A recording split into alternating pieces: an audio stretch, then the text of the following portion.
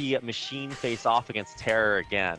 Yeah, and this could be a dangerous game. This is going to be on a more standard map. It's going to be the first time we see this in round 2, but it's one of my favorite. I think it is actually my favorite map in the entire game. So there's a reason why this is here, and hopefully we're going to see a good game on here once again. But is Machine going to fall for it again? Are we going to have a very anticlimactic final 2 games, or are we going to see a more interesting one? Let's move back on. I'm going to you know what? I'm not going to introduce the players. I'm just going to introduce the map, because we do know exactly who the players are. Let's have a look at the map, and let's get ready to get into the game as I move on to the overlay. And just quickly, while that loads, I'm going to quickly set the extra high latency. As you can see, we're going to be moving on to Neo Electric Circuit. I say a lot of maps are my favourite, but without a doubt, this is actually my favourite map. This is my number 1, and there's no surprise I put this in Clash Royale a good number of times, and put it here. But unfortunately, it never got picked in Clash Royale. People vetoed it a lot, but you know what? It's a team league. Team leagues are known for weird maps. This isn't that weird. It's kind of like a 4-player Neo Medusa, and certainly going to have an interesting game here as we move forward. Really famous games on this map. Not so many TVZs, but we did see I believe Shine did a ZVT on this map where he actually went for an in-base hatchery against his Terran opponent, and I know he did that against Protoss as well. So I'm not sure if we're going to see anything like that from Machine here, or if we are going to see Terra go with another bunker rush. But I get the feeling that Machine may be a little bit more wary this time. I don't think this game is going to go quite the same way. If it does, the Machine will never play Brood War again. But yeah, I'm just kidding. That would be traumatic for sure. But he is filling in, for In Control. So I'm glad to go over after a somewhat tragic 4th game in this series. Yeah, and I have to say the story behind the reason why this is probably a rematch for the Ace match is because In Control was at WCS last weekend. I think he was doing WCS Challenger, if I remember correctly. He wasn't able to play his game on the day, and they were only able to play the game yesterday, so I was really worried we wouldn't see a Game 4. But luckily enough, Machine stepped in, got his game played with Terror as well, so thanks to both of them and thanks to the teams for organising that. And let's have a look how this Ace match is going to play out as we move on over to the game for the final time today. And let's see how we do in our first Ace match of the STPL Round 2. Wait, is it the first Ace? I think it is. Yeah, it is. Okay, let's move on over.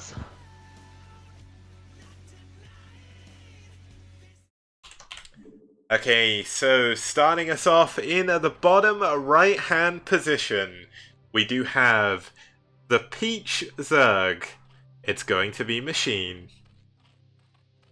It is, and his opponent in the green as Terran is Terror. Terran himself. They are spawning in close positions on a 4-player map, but it should be noted that Neo Electric Circuit is just gigantic. Look at it and it looks big, but you play on it and it feels even bigger. So I don't think we're going to see 4 pool, 9 pool, anything super crazy like that. And on the other side, unless there's proxy racks in the middle of the map, we shouldn't see anything crazy from Terror here either. Yeah, so Machine looks like he's going to go for a 12 hatch again. He has added on that extra drone. We could see a 9 pool maybe, but he is adding that Overlord as well. So likely going to be a 12 hatch. We could even see Terra, knowing the fact that this was played immediately after, he could even choose to go for something like a 14cc. And it's going to be very hard for Machine to really counter that without blind going 9 pool, which as you can see, he likely isn't. So it's going to be depending on if he does add those 2 extra drones as soon as this Overlord finishes. And it looks like he will. So it's going to be 12 hatch once again by Machine as we move on to our Ace match here. Okay, just trying to take a look at the opening builds. It's no, crazy eco plays like 3 hatch before pool or 14 cc. It's just gonna be pretty standard openings. I think we're gonna see 12 hatch come out here, and yeah, so it'll be 12 hatch versus 1 Rax expand for the most part. Yep, and Terra, interestingly, is choosing to wall in the natural. Now, I can't. He sees it coming. He does. He knows exactly what he needs to do, but walling in the natural does mean you can go for this very quick gas, which he is doing. It's not going to be a 1-Rax expand. It's going to be 1-Rax into gas. And luckily enough for Machine, he got in and got the scout off, so unfortunately Terra has lost the element of surprise here. That is big. Sometimes you'll even see Terran players so dedicated to stopping that scout that they'll start the depot and then go to build the racks and then finish the depot if they need to if the drone shows up. But obviously that it's a lot of minerals just to have wasted out there. But yeah, this is a big scout for our Zerg player Machine. He sees the gas and knows that he is going to have to worry about some factory units coming this way. Not only that, but I get the feeling, and now this is just a hunch. Okay, so it's going to be a factory expand. I was going to say perhaps Terra, knowing that he is arguably the favoured player here, would possibly go for 2-port Wraith. They are both in the Americas as well, so the latency wouldn't have been that bad. Yeah. And Terra, I will have to say, I think he has the only good internet connection in Peru. I don't know how, but back when turn rate 16 was the highest, me and Sale casted 2 series between him and Shiny at turn rate 16 live with no lag. So I don't know how that happened, but Terra with a very good internet connection. So the latency shouldn't be too bad, and that's actually going to help out Machine a lot if it does get to the stage where he does need those Mutalisks. Well, we're going to take a little bit longer to get there. This is, not a straight up. I guess this is going to just be 1 into 1 into 1. So, start board on the way. Yeah, it is. Now, with this 1-1-1, very strong build. It did originate back in 2009 due to the genius of I Love Uv, SKT's one of their best players of all time, and then, of course, one of the best coaches in the entirety of esports, proving once again that in League as well. So he's not good enough at dominating every game he plays, but also every game he coaches. But it's seen a little bit more popularity again recently. Only really the SKT players used it, like Kanata, Sack, and Fantasy back in the day. But Flash really took it and refined it to this point it's at now. And he did make a very good tutorial video on it as well. So Terra, known to play this style a lot. I've seen him do this a lot on his stream. And he does pretty good with it. So let's see how Machine is going to really react to this. He's gone for a very quick third hatchery at his mineral in the third in the main. So that's going to be fairly well defended. Yeah. So no real avenues of attack here. I was looking up towards maybe that northern hatchery at what do you want to call that, 4 or 5 o'clock. That might be a little bit vulnerable, but you have to find some way to get up on top of it. And the only real way is by destroying these 2k HP side disruptors, and that just takes quite a while. So sometimes you'll see players send units out there to just start working on it early on, but we're not going to see anything like that. And really the only use for this race is going to be kind of an annoyance and might pick off a cheeky drone here or there. Yeah, he did pick off an Overlord, but rightfully so. Oh, he does get a drone kill. He does, and he will get the Wraith away, but he needs to be careful. You can't really afford to lose Wraiths, it's very important. But the Vultures with speed are going to get into the main base here. Another drone does go down. And this is going to be a lot of damage coming down from Terra, using his multitasking here to do a lot of damage. One of the Vultures does get sniped off there, so that makes it much harder to kill drones. Of course, drones regenerate 1 HP instantly upon taking damage. Yep, so it does takes take 3 Vultures. Shots. Yeah. But the Wraith also did go down, so all these Vultures are going down.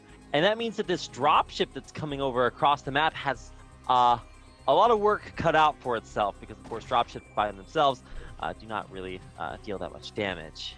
Yeah, one important thing is he is going to be able to elevate some of these extra vultures into the main. We do have still that 1-1-1 production coming up from Terra. Yeah. And that is going to slowly start to hurt as we do see more and more units being added on by Machine. And it looks like Terra may lose the dropship. Although the acceleration kicks in. Okay, yeah, I'm super happy that that's the way the mechanic works. Otherwise, that would have just been total tragedy. Yeah, like I said, the dropship is a great way to use that northern attack path on the 4 o'clock location. Unfortunately, not only is that not going to work out, but the dropship does get taken out, and Machine's defense is just rock solid right now. He's taken next to no damage from this 1-1-1 coming his way, and he has a ton of Hydras that can now counter push across the map, and there is only one sieged tank, and there's only 5 Marines between these 2 bunkers. So as soon as Hydra range kicks in, that could be a very strong push. But it's not going to be Hydra range. It's actually lurkers, just about the aspect. Rather. Oh, the drone! Can he save the drone? No, he doesn't. That's going to be another drone to be sent up there.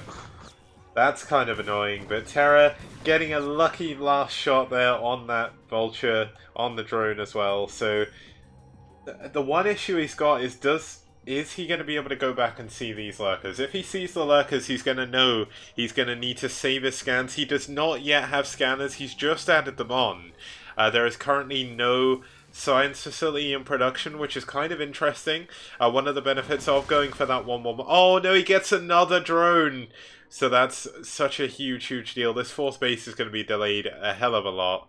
But I think that's his 3rd drone that he's gotten in a row. Yeah, but the vulture does finally go down. He doesn't know the lurkers are coming. And this is 2 scans is all that stops Terra from dying against these from all the lurkers and the Hydra. This is 4 tanks though, and that is not to be denied. But this could be a very, very strong push-in if Machine does go for it, but he needs to be careful. I want to see him bait out this scan. So he's going to run forward, burrow the first few lurkers, but actually no, he pulls back. He's not going to go for the burrow up there. I think even just losing a couple lurkers might be worth getting rid of half of your opponent's scans, but he's got other ideas and may be content to contain Terra for now. Yeah, and the thing is, behind this, Machine even is going straight for Hive. So he's going up to his 4th base at this 4th gas. Interestingly, not taking the other main, but it's a little bit further away, harder to defend. But this is the problem with this map. These side disruptors are stacked, but that does not matter when you have so many lurkers doing so much damage. But there is a single SCV that is able to actually scout for this, and there's a turret there as well. Now, is Terra going to be defending this properly? He is loading up a dropship. He's going to be going for a little bit of counter damage, but there's nothing actually here back to defend the top of this ramp.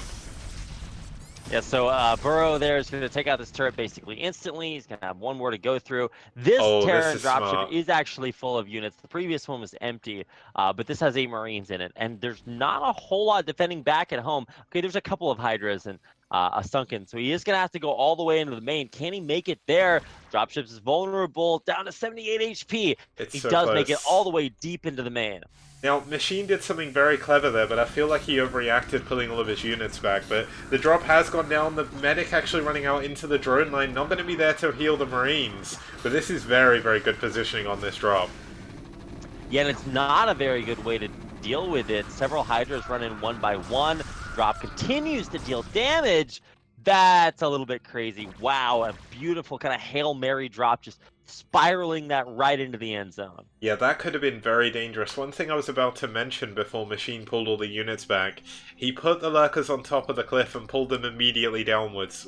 Terra pulled every single one of his units back into his main. He only had 1 tank defending his natural, and I thought that was going to be the moment Machine would strike, but we still have those 2 Marines doing damage. 5 kills on one, 2 on the other, 7 drones have gone down here, and he's going to take out this 4th gas as well. Oh, baby. Wow, this is a difficult hole. I mean, thankfully, lurkers are pretty good at dealing with Marines that come in through drops. There's only 2 left, but still, that is a big sort of breath of fresh air for Terror. You know, he opened with that 1-1-1, and it was for the most part, pretty shut down. But now he is just really powered up. He's got a science vessel starting to become in production, and a whole lot. This is like 5 control groups of Medic Marine. Maybe let's tone it down a little bit. Maybe 4. No, that's about 5 control groups of Medic Marine coming out. That's certainly a lot of Medic Marine. Interestingly, Terra did skip armor.